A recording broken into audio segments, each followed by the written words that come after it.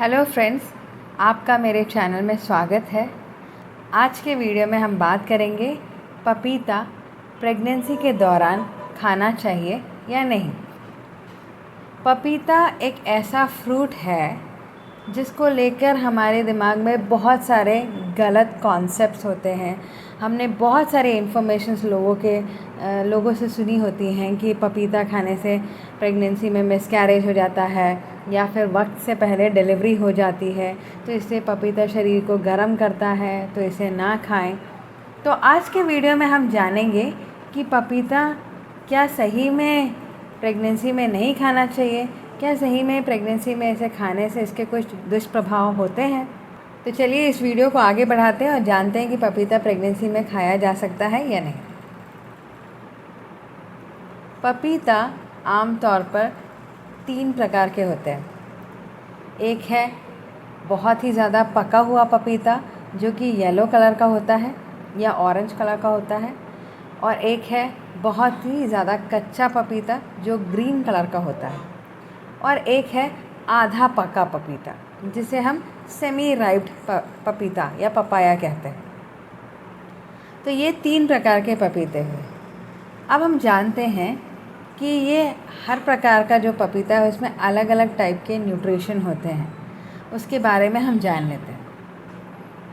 आम तौर पर जो पका हुआ पपीता होता है उसमें बहुत ज़्यादा न्यूट्रिशन होता है जो हमारे लिए बहुत अच्छा होता है, जिसमें बहुत ज़्यादा भरपूर मात्रा में एंटीऑक्सीडेंट्स होते हैं जो हमारे शरीर के लिए बहुत अच्छा होता है। लेकिन प्रेगनेंसी के दौरान ये अच्छा होता है कि नहीं, अब हम उसके बारे में बात करते हैं। पका हुआ पपीते में बहुत ही भरपूर मात्रा में बीटा कैरोटीन होता है, फोलेट होता है, कोलिन होता है, और इसके अलावा विटामिन ए, बी, सी होता है, और पोटाशियम और मैग्नीशियम होता है। ये सारे तत्व प्रेगनेंसी के दौरान बहुत ही अच्छे होते हैं जो कि माँ और बच्चे दोनों के लिए ही अच्छा होता है। जो पका हुआ पपीता होता है उसमें पोटाशियम है। पोटाशियम बच्चे के ब्रेन के डेवलपमेंट के लिए बहुत ही ज़्यादा अच्छा होता है। उसमें जो विटामिन्स होते हैं, ये विटामिन्स हमें इम्यूनिटी प्रोवाइड करते हैं, जिसके कारण हमारे बॉडी में हमें रोगों से लड़ने की क्षमता मिलती है, और इसके अलावा हमारे बॉडी को इन्फेक्शन से दूर रखने का भी काम करते हैं ये विटामिन्स। इसके अलावा पपीता पाचन के लिए भी हेल्प करता है, डाइजेशन के लिए हेल्प करता है, जिसके कारण प्रेगनेंसी के दौरान जो हमें कॉन्स्टिपेशन की प्रॉब्लम रहती है वो उससे हम निजात पा सकते हैं। क्योंकि पपीता अगर आप रात को सोने से पहले पका हुआ पपीता थोड़ा खाएं तो ये आपके कॉन्स्टिपेशन के प्रॉब्लम को सॉल्व करेगा।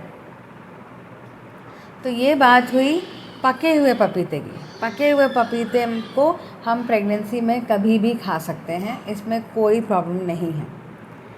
अब दूसरा प्रकार का जो पपीता है, दूसरा और तीसरा प्रकार का पपीता जो है कच्चा पपीता या आधा पका हुआ पपीता, ये दोनों प्रकार के पपीते को हम नहीं खा सकते। हमें प्रेगनेंसी के दौरान नहीं खाना चाहिए। क्यों? क्योंकि इसमें लैटेक्स और पैपेन नाम के 2 केमिकल्स होते हैं। ये केमिकल्स अगर हमारे शरीर में गए तो हमारे गर्भाशय में ये सिकुड़न पैदा करेंगे, कंट्रैक्शन पैदा करेंगे, जिसके कारण मिसकैरेज हो सकता है, अबॉर्शन हो सकता है, या फिर वक्त से पहले डिलीवरी हो सकती है अगर आपने आखिरी के महीनों में इसे खाया तो कुल मिलाकर आप ये जान लें कि कच्चा पपीता या आधा पका हुआ पपीता आपके शरीर के लिए बिल्कुल भी अच्छा नहीं है।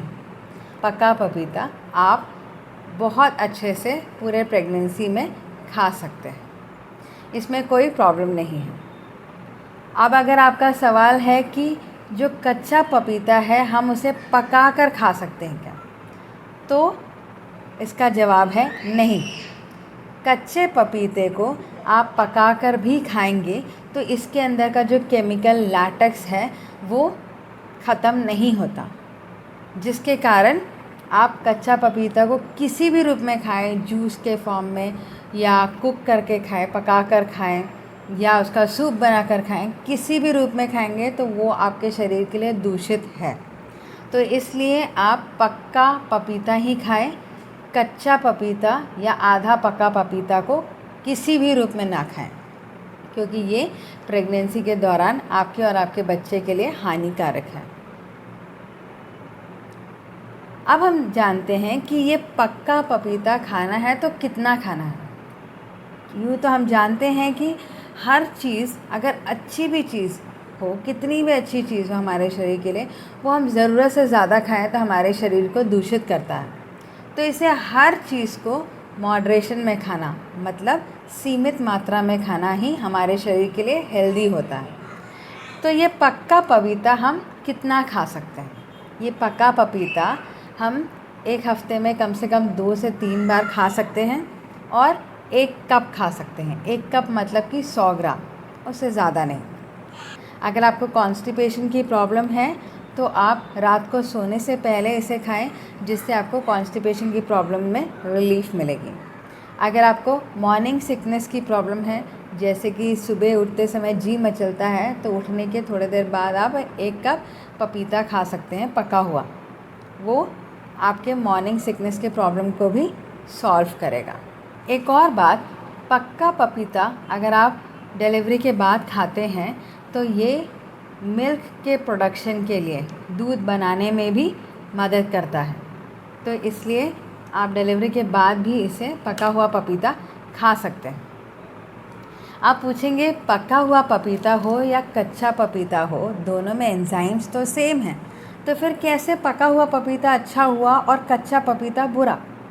वो इसलिए कि जब पपीता पक जाता है तो उस वक्त ये एंजाइम्स उसमें लगभग ना के बराबर हो जाते हैं। जो ये एंजाइम सिर्फ कच्चे पपीते में होते हैं, लेकिन जब धीरे धीरे पपीता पक जाता है तो ये एंजाइम्स धीरे धीरे उसके अंदर लुप्त हो जाते हैं, ना के मात्रा में उसमें पाए जाते हैं। इसलिए जब ये एंजाइम ही नहीं रहेगा तो फिर पपीता दूषित कैसे हुआ?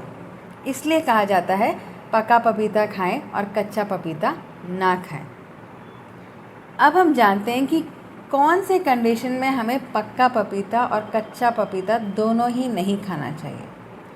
अगर आपकी ऐसी कोई प्रेगनेंसी है जो हाई रिस्क प्रेगनेंसी है, हाई रिस्क प्रेगनेंसी मतलब आपको कभी ऐसा हिस्ट्री रहा है जिसमें आपको पहले कभी मिसकैरेज हुआ है, अबॉर्शन हुआ है, या आपकी पहले प्री टर्म डिलीवरी हुई है, वक्त से पहले आपका बेबी बाहर आ गया है, या आपका जो बच्चा जो होता है जिस झिल्ली में होता है वो झिल्ली वक्त से पहले फट गई, वो ऐसा कोई हिस्ट्री है, या फिर आप कोई इनफर्टिलिटी का ट्रीटमेंट ले रहे हैं, या आप काफ़ी वक्त के बाद कंसीव कर रहे हैं, ऐसे कंडीशन में आप अपने डॉक्टर से पहले राय लें कि आपको पपीता खाना आपके लिए अच्छा है या नहीं।